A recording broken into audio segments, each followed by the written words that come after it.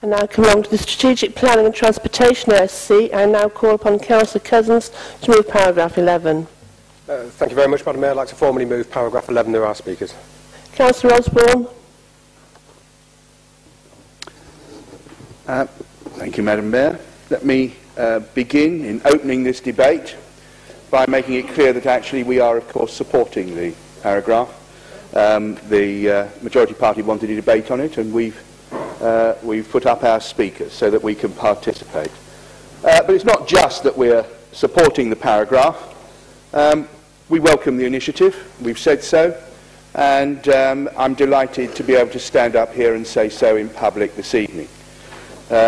It's a great initiative which will have a wonderful effect in Balham, and we're very pleased about that, and in the general scope of the Mayor's Outer London Fund.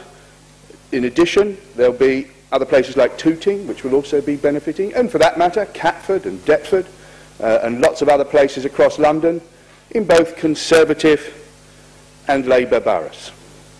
Now, it's a funny thing about politics that some people look at it, and you know what, some people look at it and they immediately see the negatives. Some people look at politics and they think they see a grant like this, they see it as a cynical electoral piece of manoeuvring. There are even some, I'm ashamed to say, who look at it and say they see this as an unprincipled bid to buy votes in the run-up to a mayoral election. But not me. I don't see anything of the kind when I look at this sort of thing. I'm a completely different sort of politician. I'm the kind who sees the glass half full. I see all the positives, and I welcome an initiative of this kind. I try very hard to see the positives wherever I look in politics. I do have some exceptions, though, and I do make exceptions. I occasionally see the negatives. Allow me to digress a little. You'll see why I do it in a minute, but let's just take an example of somewhere where I see negatives. I look at the Conservative Chancellor of the Exchequer, George Osborne, and I find it very difficult to be positive about what he does. Let's take some examples of his policies and activities. He's wedded firmly to an economic policy based on something called expansionary fiscal contraction. Councillor Morritt might want to take note of the Orwellian ring that phrase has to it.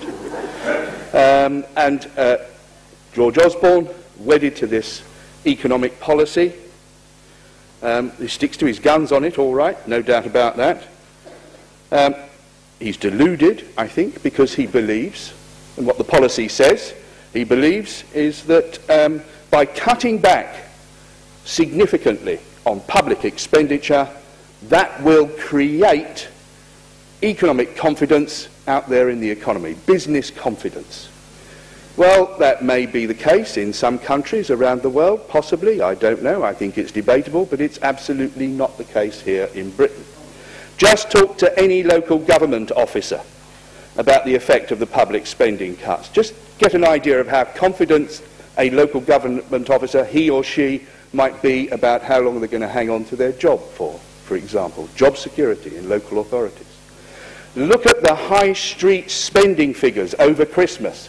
They tell the tale of the collapse of this idea that by cutting back on public expenditure you are creating public confidence in the economy, because the people weren't confident enough to go out and spend at Christmas time.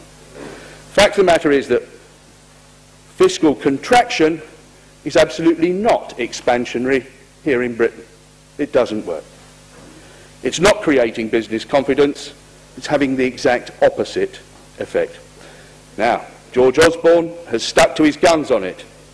That is not thanks to his principle and integrity and courage, something I like to look for in my positive attitude to politics. Madam Mayor, can I just... I'm just wondering, when are we getting to the gateway to the south? I was wondering too, Councillor Govindia. If I could have a minute or two to respond to this... I was wondering where we are going to come back to the subject, Councillor Osborne. I think you've only got about a minute left. Listen, I warned everybody that I was going to digress a little, and there was a reason for it. And the reason for it is this. The reason for it is this, that we have a commitment to major infrastructure projects, long-term investment projects. It's not surprising. You would expect me to, as a member of the Labour Party, to support that element in Labour's five-point plan for the economy.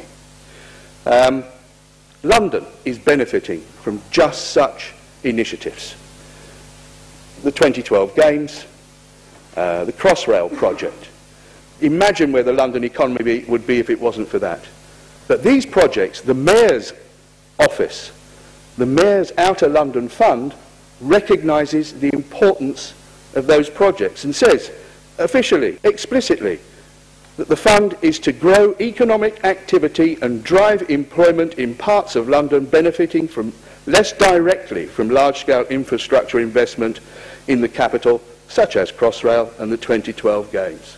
So, there is courage and there is principle, just a little glimmer of it out there in politics. A bit of opposition to George Osborne and his sticking to his policy. A little bit of courage. Councillor Osborne, I've been reminded you've gone well over, so please. But I was interrupted, Madam Mayor. Let me. Please, could you wrap up, Councillor Osborne? Thank you. I'm drawing towards a more conclusive mood, Madam Mayor. Where is the little boy who's going to point out that the Emperor has no clothes? Where is that courage? Is it in Wandsworth Council? No, they're all timid courtiers. There's just a glimmer of it. A little bit of courage, a little bit of principle, a little bit of integrity, waiting in the wings in the Mayor's office.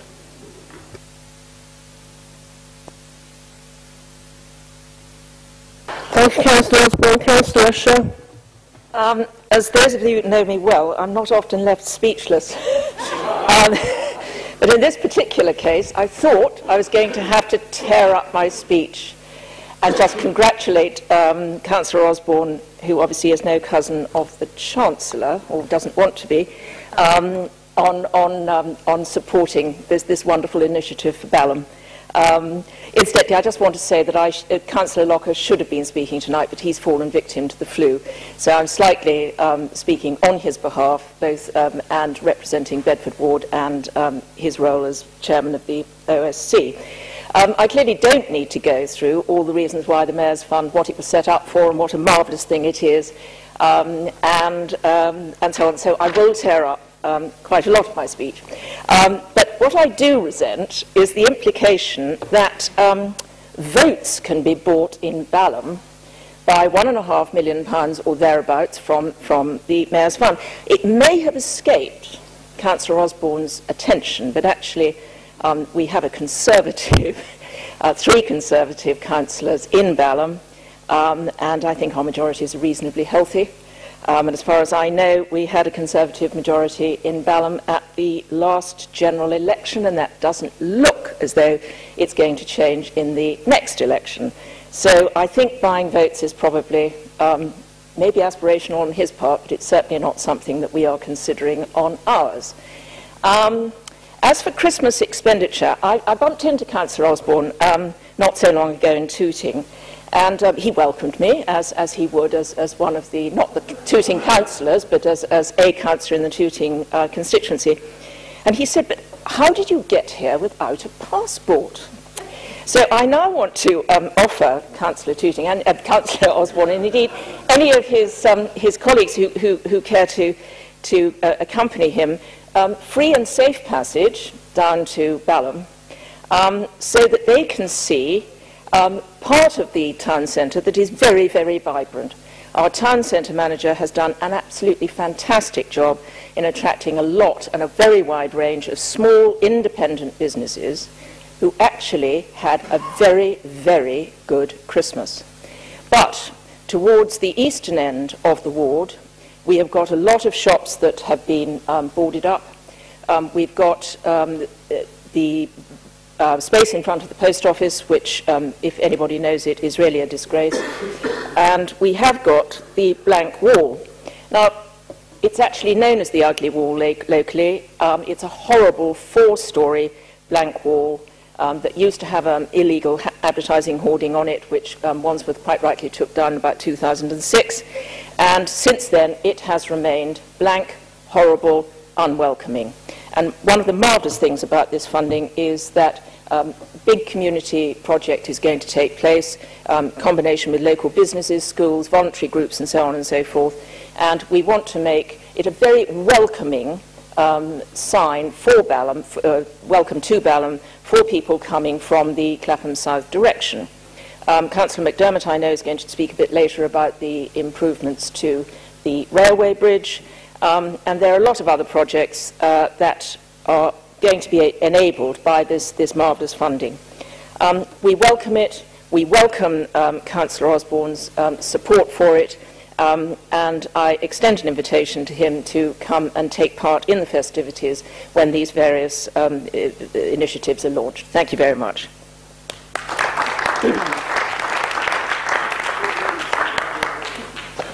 Thank you, Councillor Usher. Councillor Hogg.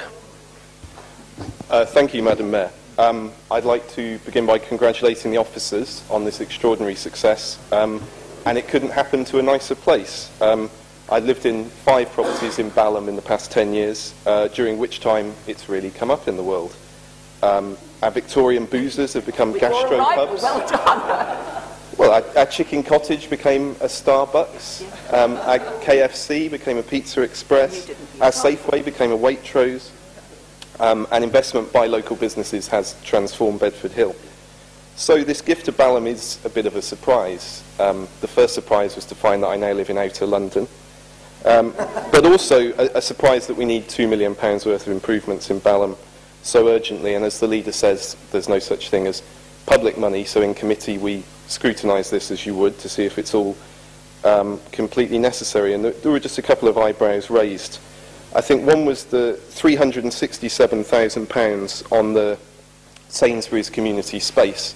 I think it was Councillor Brown that pointed out this already exists. Madam Mayor will remember she made a great success of turning on Balham's Christmas lights there. It's one of the nicest such spaces in the borough, so I'm not sure where we're going to spend all of that money.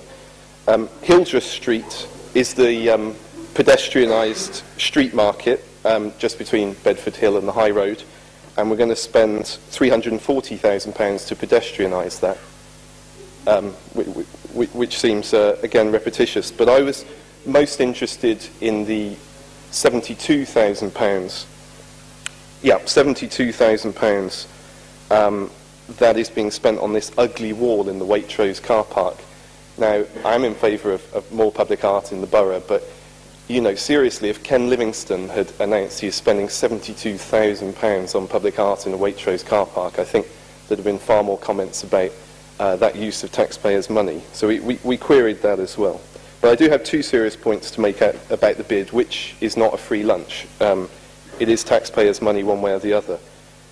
This process has been pretty rapid, and key to delivery is the Balham Town Centre manager, who usually manages a budget of £20,000 a year, and this is £2 million worth of spending, so the council will need to ensure that it's spent effectively.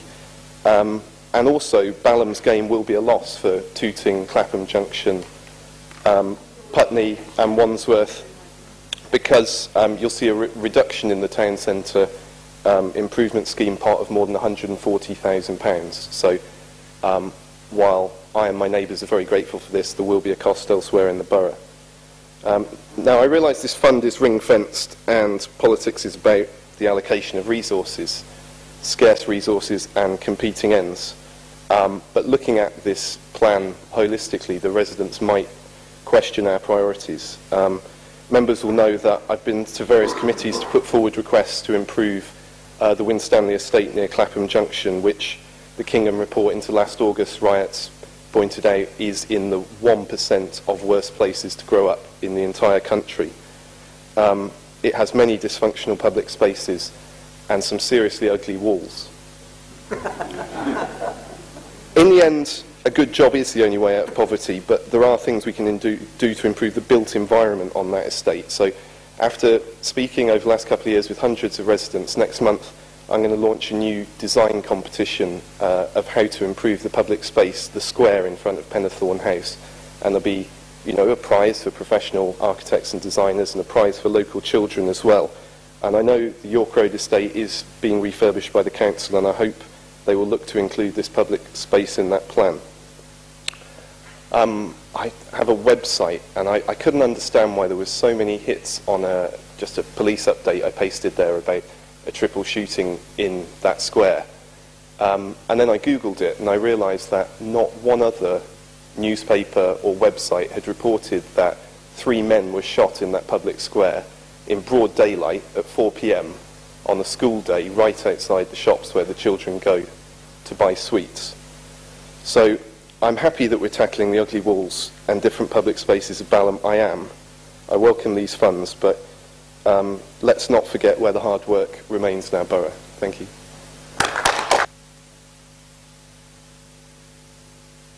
Thank you, Councillor Hogg. Councillor MacDonald. Thank you, Madam Mayor. First of all, I perhaps should declare an interest earlier that I am a member of the Town Centre Partnership in Balham and have been for 6 years, but I've also lived in Balham for about 30 years, so I do know the area pretty well. It wasn't long ago that Balham was a fairly unknown place, and as the leader mentioned, the only recognition you'd have for Balham was, oh yes, the gateway to the south. But actually that's pretty much lost on a lot of people who are under the age of 60s.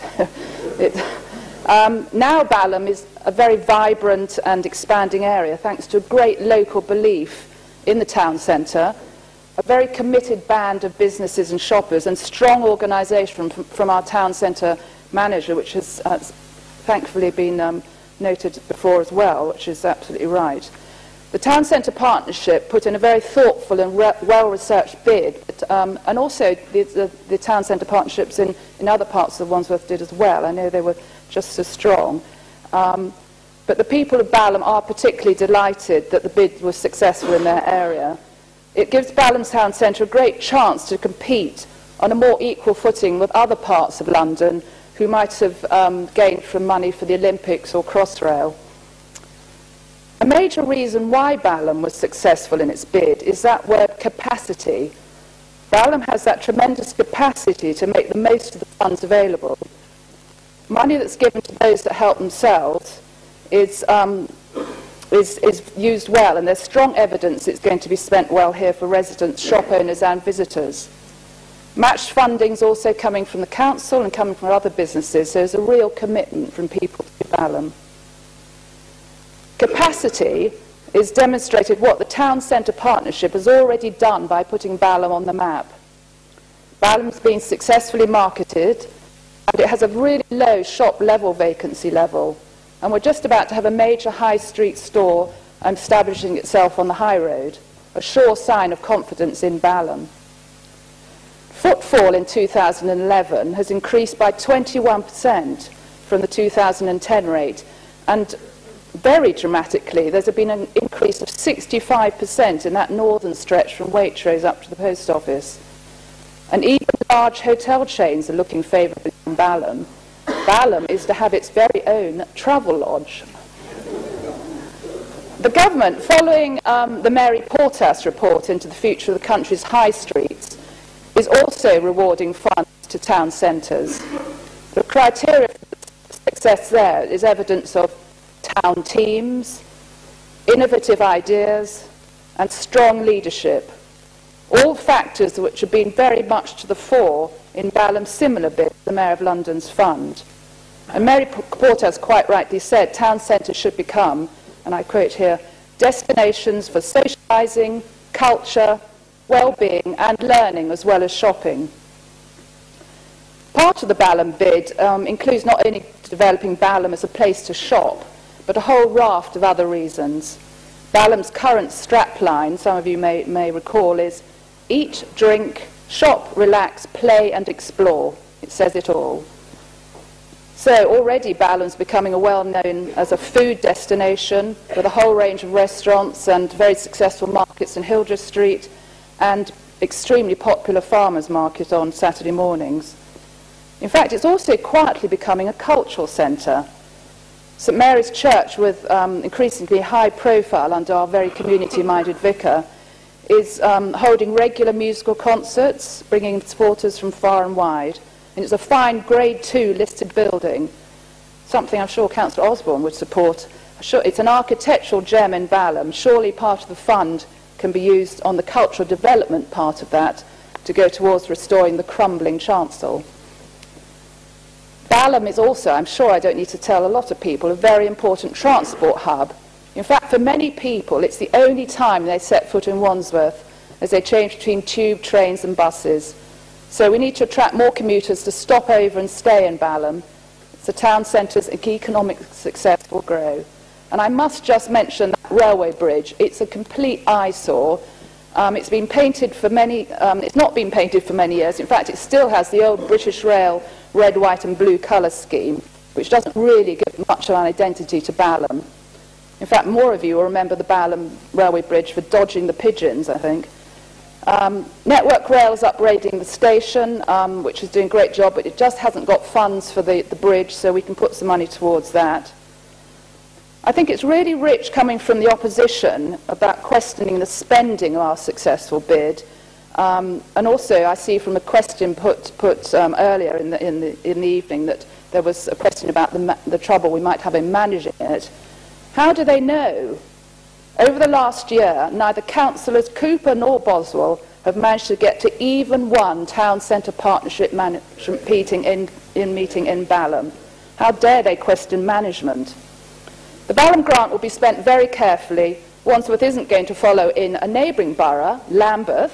They've decided apparently to spend £9,000 on 5 olive trees to line Venn Street for the Mediterranean-style restaurants. I don't think we're going there. Councillor McDermott, could you wind up, please? Yeah, Balham really deserves the recognition that the London Mayor, Boris Johnson, has given it. Well done, Balham.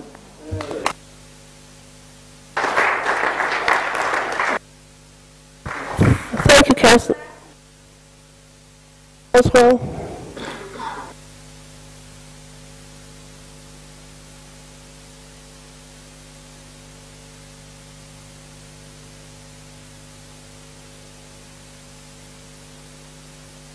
Can I just say I did look through all the minutes for the last year, and either apologies were given or attendance was not there. I think perhaps one of the officers will go away and check that.